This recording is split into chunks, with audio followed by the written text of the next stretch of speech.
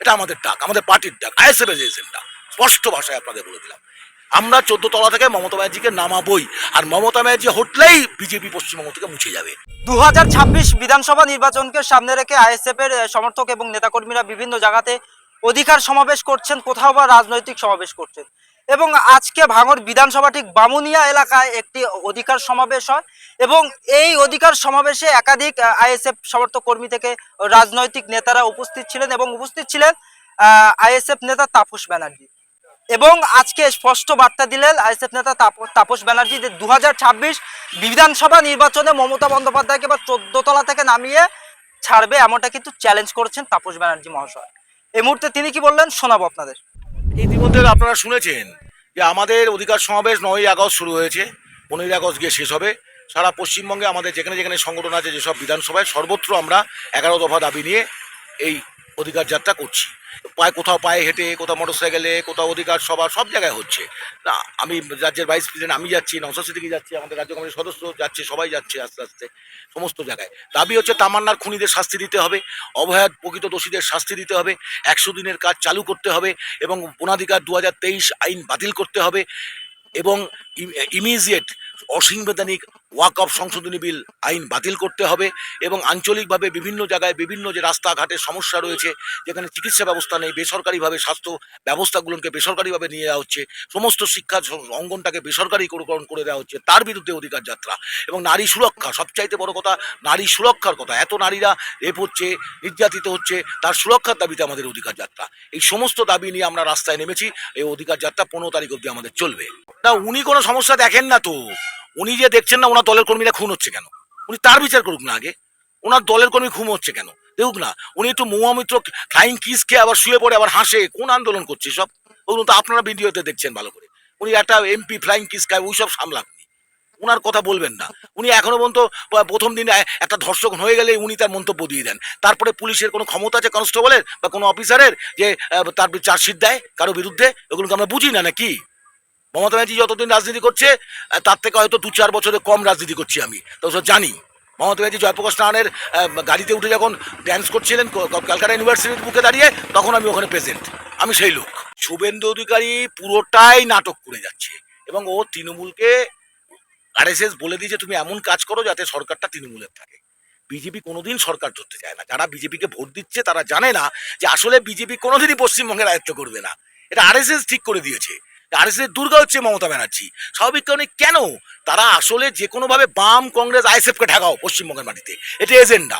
তাতে ও হিন্দু করবে, ও এদিকে কখনো জগন্নাথ মন্দির করবে। এখন হিন্দু ভোট, কারণ নওশাদ সিদ্দিকী এমন ব্যাটিং শুরু করেছে, ঝড়ো ব্যাটিং করে শুরু করে দিয়েছে, এতে মমতা ব্যানার্জি রাতের ঘুম চলে গেছে। স্বাভাবিক কারণেই এখন উনি জগন্নাথ মন্দির করছেন, আরএসএস এর সমস্ত এজেন্ডা ফুল আপ করছেন। আর ও যেটা করছে করে হিন্দু ভোটটাকে কিছুটা রেখে দিয়ে, যাতে মানে ভোটের আবার হিন্দু মুসলিম আছে, ভারতীয় নাগরিক ভোট দেবে, সেখানে হিন্দু মুসলিম কথাটা আসবে কেন? ধর্ম, ধর্ম যার ব্যক্তিগত বিষয়। ধর্ম মানে কি? ধারণ করা। কে কি ধারণ করবে তার ব্যক্তিগত বিষয়। আজকে রাজনীতির ময়দানে দাঁড়িয়ে শুভেন্দু অধিকারী যে জাতীয় মন্তব্য করছে, ও তো কি জেলে থাকা উচিত? কেন মমতা ব্যানার্জি ওর বিরুদ্ধে এখনো পর্যন্ত স্টেপ নিচ্ছে না, একটা এফআইআর করছে না? আজকে আমাদের কলকাতা পুলিশ কমিশনারের এগেস্টে যে ভাষা ব্যবহার করেছে শুভেন্দু অধিকারী, তার এগেস্টে মমতা ব্যানার্জি পুলিশ মন্ত্রী তো এফআইআর করা উচিত ছিল। কেন করেনি? পুরোটাই গোটা, যা দেখছেন ওসব নাটক। আসলে এই দুটো শক্তিকে বিদায় করতে হবে, কেন্দ্রে বিজেপি আর রাজ্যে বিজেপির আশ্রিত তৃণমূল, যাদের বিজেপির গর্বে জন্মগ্রহণ করেছে যে তৃণমূল। যে মানুষরা ভুল বুঝছে যে বিজেপিকে ঠেকাতে তৃণমূল ভুল করছে, যাহা তৃণমূল তাহা বিজেপি, আসলে বিজেমূল। এদেরকে উৎখাত করতে গেলে বিজেপি তৃণমূল বিরোধী সমস্ত শক্তি, একটা মানুষও যদি প্রকৃত চায় যে রাজ্য থেকে এই সরকারটাকে হাঁটাতে হবে, এক জায়গায় আসতে হবে। এটা আমাদের ডাক, আমাদের পার্টির ডাক, আইএসএফ এজেন্ডা। স্পষ্ট ভাষায় আপনাদের বলে দিলাম, আমরা 14 তলা থেকে মমতা ব্যানার্জিকে নামাবই, আর মমতা ব্যানার্জি হটলেই বিজেপি পশ্চিমবঙ্গ থেকে মুছে যাবে।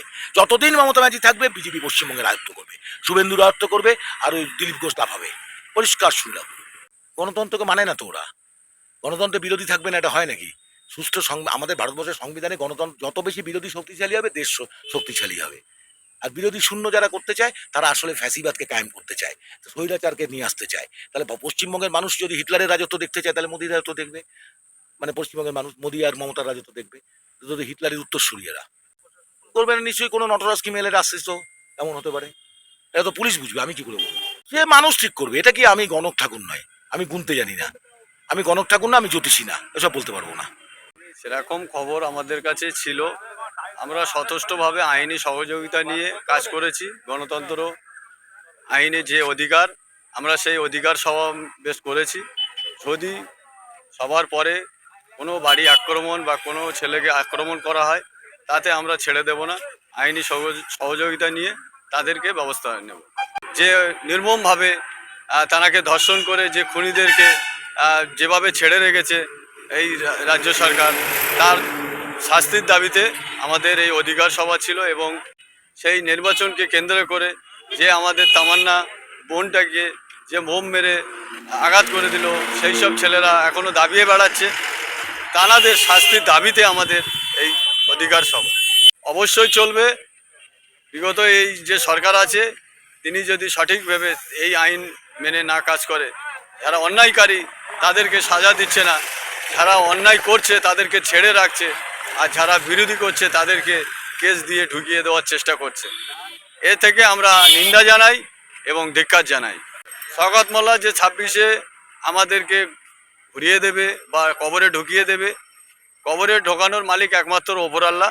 আমরা ওপর আল্লাহকে বিশ্বাস করে, গণতন্ত্রকে মাথায় রেখে, আর আমাদের নওশাদ সিদ্দিকীর নেতৃত্বে আমরা আগামী 26-এ নির্বাচন করব। তাতে শওকত মোল্লা যে বলছে 5টা লাশ পড়বে, আমরা ভাঙড়ের একটা লাশ পড়বে না, আমরা নির্বাচন করাবো আইএসএফ ইন্ডিয়ান সেকুলার ফ্রন্টের পক্ষ থেকে। আমার নাম এমডি সেলিম বৈদ্য, আমি এই অঞ্চলের ভাইস প্রেসিডেন্ট।